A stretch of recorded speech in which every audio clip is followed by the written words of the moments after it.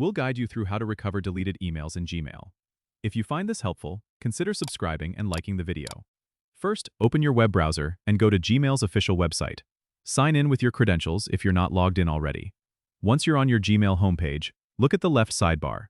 Scroll down and click on the More option to expand the menu. Then, you need to find and click on the Trash folder. This is where all your deleted emails are stored for up to 30 days. If the email you're looking for is here, you can recover it easily. Find the email you want to restore and check the box next to it. After that, click the Move to icon, which looks like a folder, located at the top of the page. From the drop-down menu, select Inbox or any other folder where you want to move the email back to. This action will restore the email to your chosen location. If you can't find your email in the trash, it might have been permanently deleted after 30 days, or it could have been manually deleted from the trash. In that case, you might need to contact Gmail support for further assistance. Remember, regularly checking your trash can help prevent accidental permanent deletions. Don't forget to subscribe and comment if this helped you out.